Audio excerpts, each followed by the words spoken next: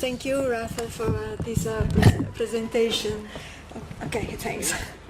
I just like to thank Professor Viskin for this invitation. I'm very happy to be here to speak in front of you. This is my first experience in Israel, and it's something very interesting for me. I would like just to go through. Please, if you help me. I just would like to go rapidly from the first, please, through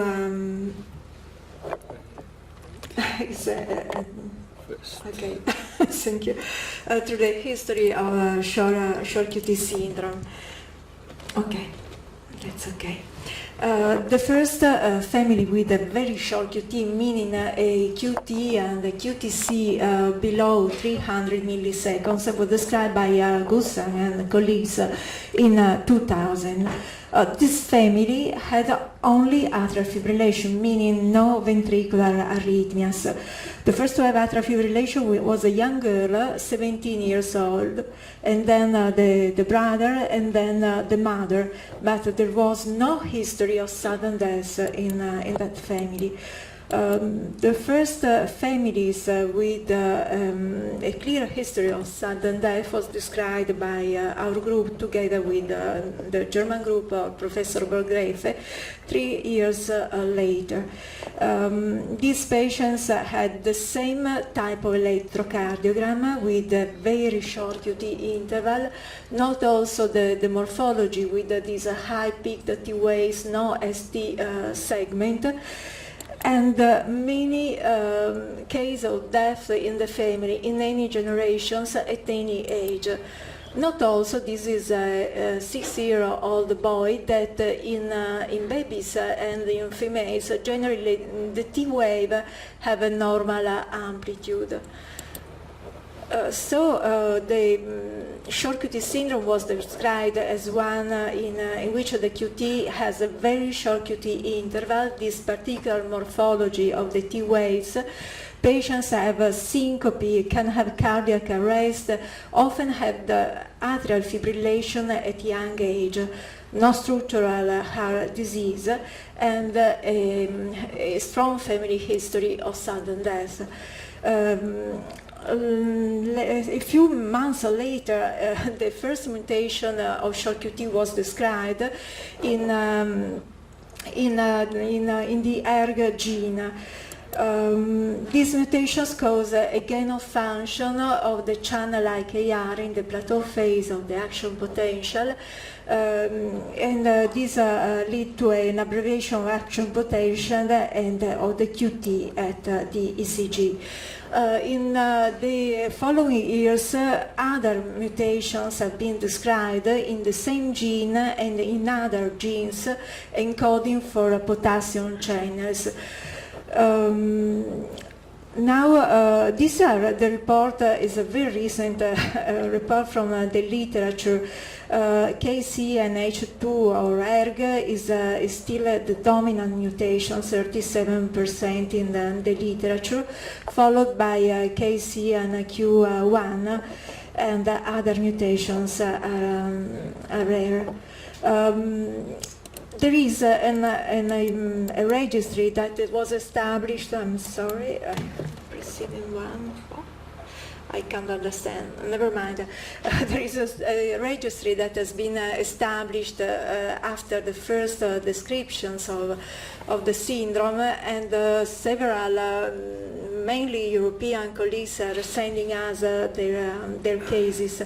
In this register, 25% of the probants who had the genetics have an established mutation found. That's not very much. I want to show you these slides, if you can see them. In this patient, you can see this kind of ventricular extrasystole with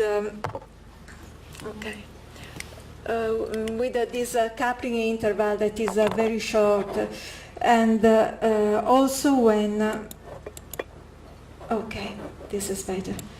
And when you can see a VT or VF triggered at, this is, for example, I must thank Dr. Maury from Toulouse for this slide. This is an intervention, an ICD with shock on a VF. You can see how the polymorphic VT is triggered by this short coupled extrasystoly. And this is may easily be explained by the fact that these patients have short ventricular refractory periods. This was a case studied with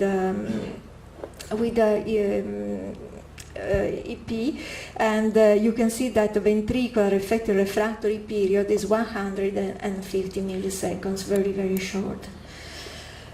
These are the data from the short QT registry. There are still a few patients. The short QT syndrome continues to be a rare syndrome.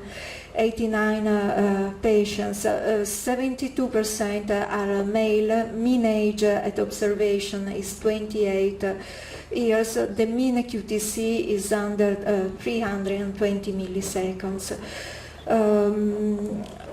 26% of these patients were observed due to sudden death or aborted sudden death, 11% for atrial fibrillation, and often, as you have seen in young patients, 12% due to syncope. And these are the patients who had sudden death or arrhythmic syncope. In blue, the men, pink, the female. You can see that there is a peak of events in the first year of life, and then between 15 and 35 years. Two-thirds of the diagnosis of short QT syndrome are made in male, but the female, once they have the diagnosis, carry the same risk of cardiac events.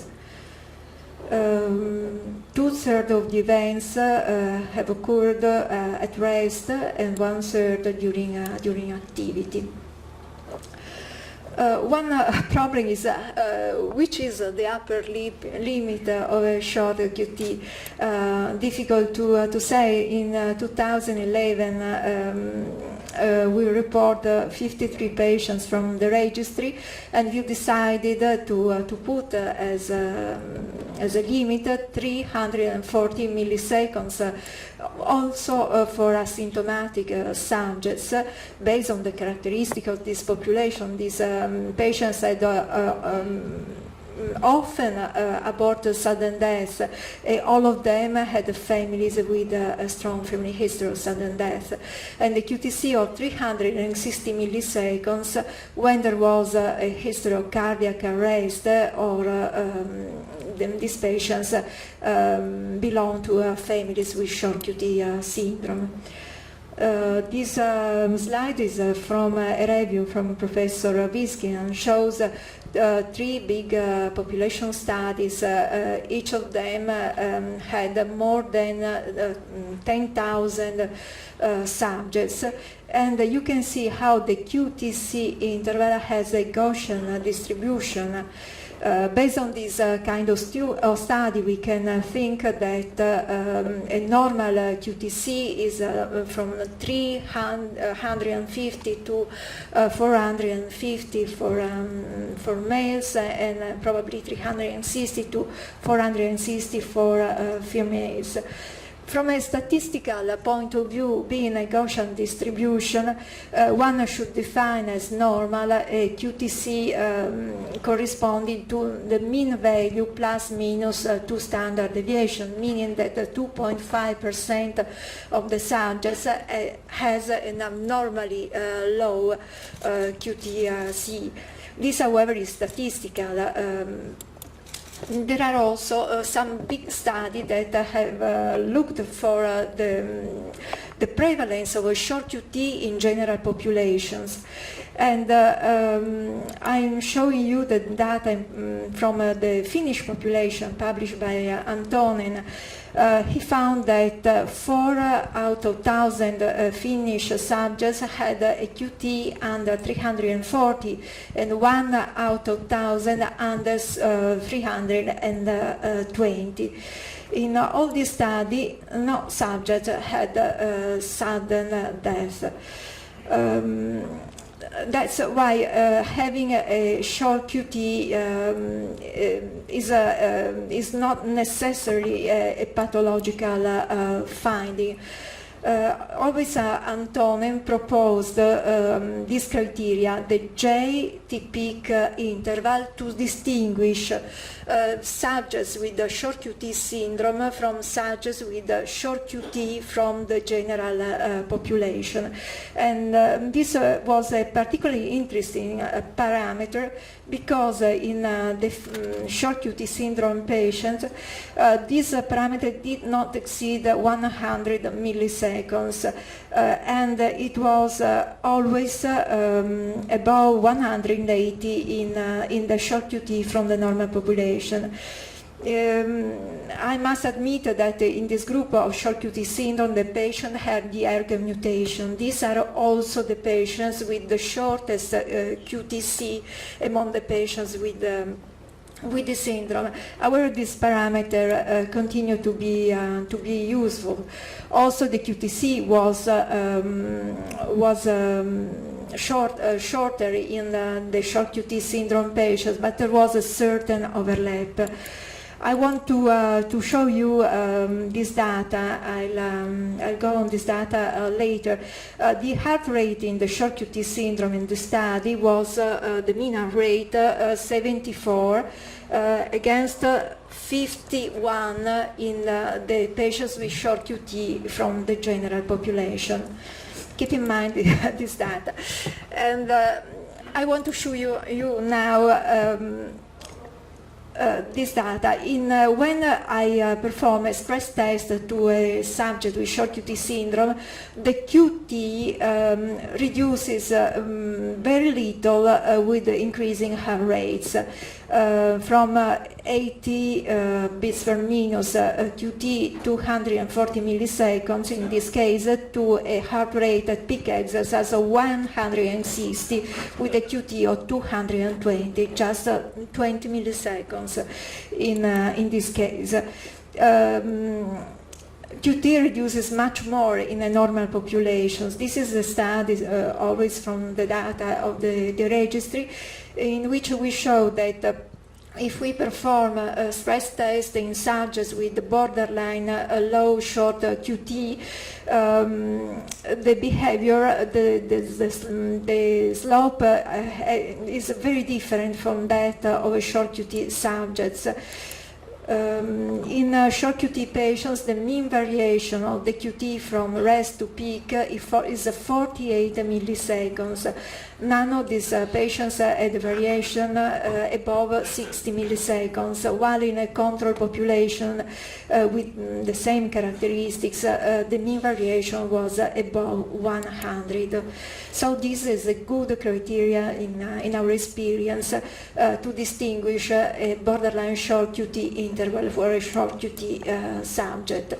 This I think you can see very well, but another interesting finding in short QT syndrome is that these patients very often have PQ interval depression above 0.5 millimeter in most leads. This happened in 81% of our patients.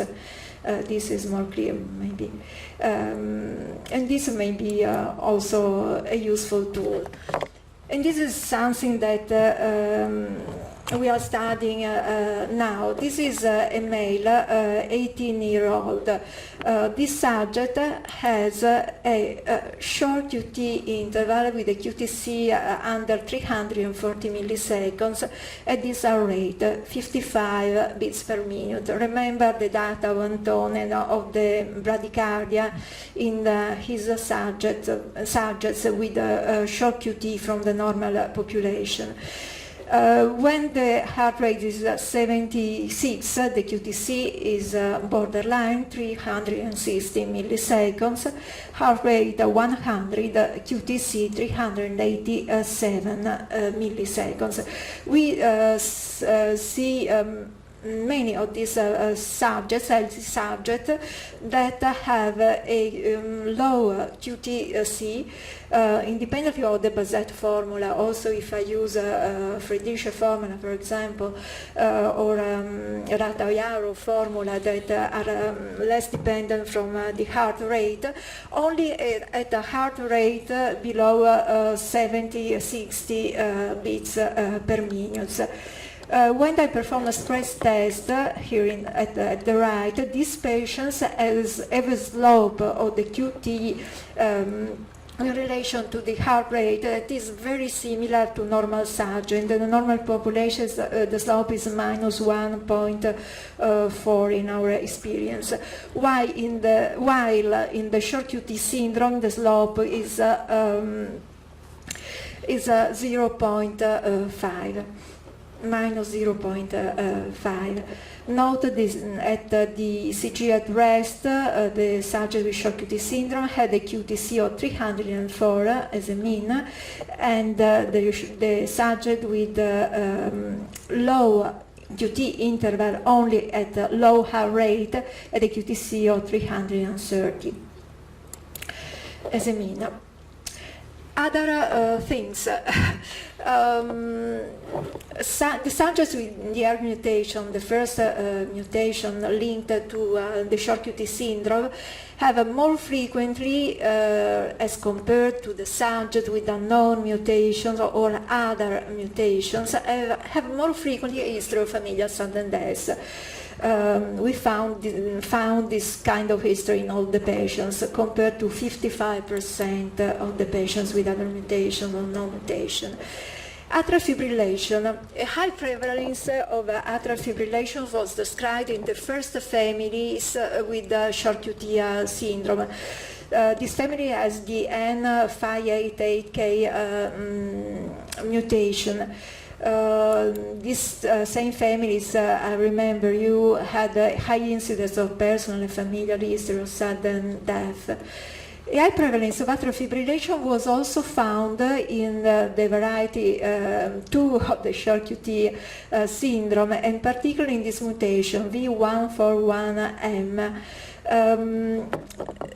At difference with the long QT syndrome, the same mutations are recurrent in the short QT syndrome. This is due to the fact that these are gain-of-function mutations, as this kind of mutations is much rarer. And the patients with these mutations tend to have a sinus node dysfunction and atrial fibrillation, often before birth or in childhood. This is a very frequent history. And no patients with these mutations has been reported in literature to have major ventricular arrhythmias. This is the first case of this kind of mutation.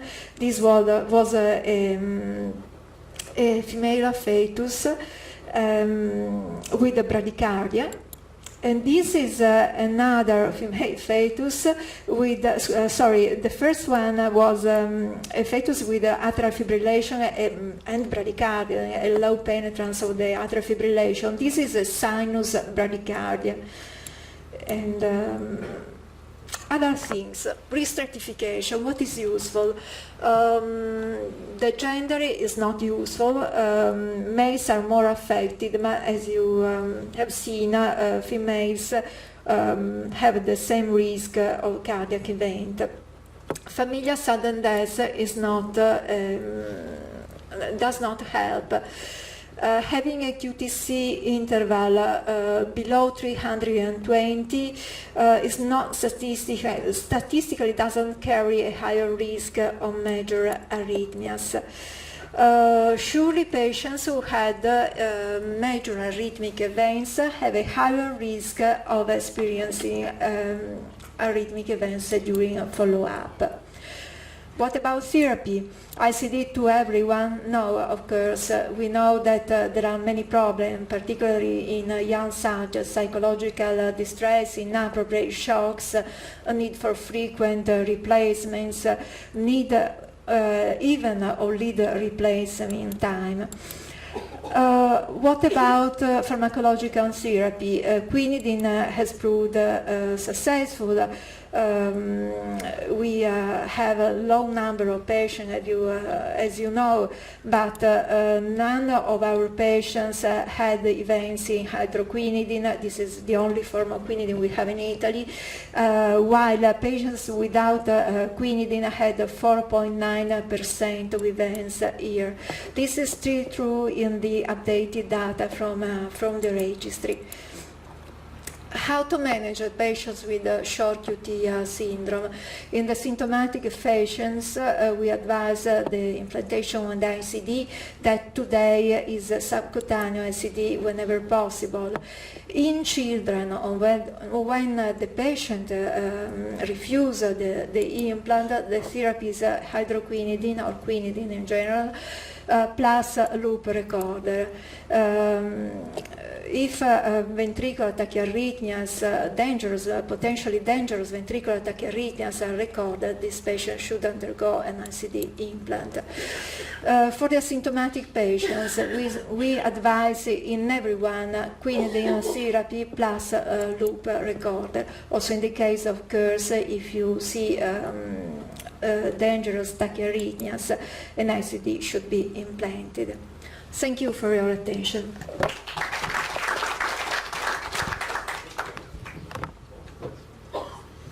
Questions? What about an asymptomatic patient with family history? Is he asymptomatic or not? If an asymptomatic patient? With a family history of sudden death, do you consider him as asymptomatic? Yes, of course. He is an asymptomatic with a short QT syndrome, having a strong family history, a short QT, and we advise quinidine therapy and loop recorder. There are some papers that showing that J-waves in patients with short QT syndrome increase the risk of arrhythmias is a potential marker for even worse problems for patients who have tendency for VF stall. But it's very hard to see J-waves when you have short QT, isn't it? Or you think it's...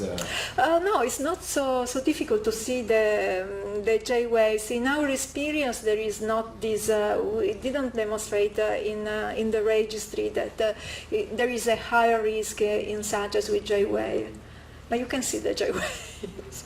I have not an example to show you at the moment. Maybe later. Any other questions from the audience? Are there any drug shortenings that you recommend to avoid? Drug shortening. The only drug that we made in our experience is Digitalis. That shorten QT interval is quite common, not in young patients. These are generally young patients, but Digitalis should be avoided. Can you explain why does other drugs that prolong QT, like imidazole, sotalol, doesn't work? Maybe sotalol has been put as a possible drug in the guidelines, in the international guidelines. In our experience, it doesn't work. It doesn't work probably because there is a small interaction with the mutated channel, and it doesn't link very well to the mutated channels. This has been demonstrated also experimentally as compared to quinidine. Quinidine acts on different potassium currents and also on other currents, on the sodium current, and has probably more possibility to act. And amiodarone has been there is no big experience with amiodarone. We have just 2 patients. In one patient it worked and the other no. It worked in the patients with a known mutation. We didn't find any known mutation in this patient. It didn't work in a patient with a HERG mutation. There is not so much experience on these drugs. So can you explain me 1, 2, 3? What's your protocol when a 18-year-old boy is being referred for possible short QT? What do you actually do in order to decide you're going to give him quinidine or not? It's very important to define that this patient has effectively, has in the reality of things, a short QT. An ECG is not enough. If you have bradycardia, as I show you, you can have this still undefined situation that is a short QT at low heart rates that, as today, has not been linked to a higher risk of sudden death. So we perform a stress test to evaluate the slope, or easier, the absolute QT shortening from rest to peak exercise, and perform a 12-lead Holter monitoring to observe the QT interval also at low heart rate. If I decide that the QT is always in the low range and the variation with the rate is small, I decide that this QT is pathologically short, and I look for the ECG in the families to know if this is a familial QT. Anyway, if this subject has a constantly short QT interval, I advise to put him in hydroquinidine. What do you think about the protocol that we use, the same used for many years with patients with Brugada syndrome, of testing on EP study before and after quinidine? Is there any role of this protocol for short QT, or you think that is something that should be done?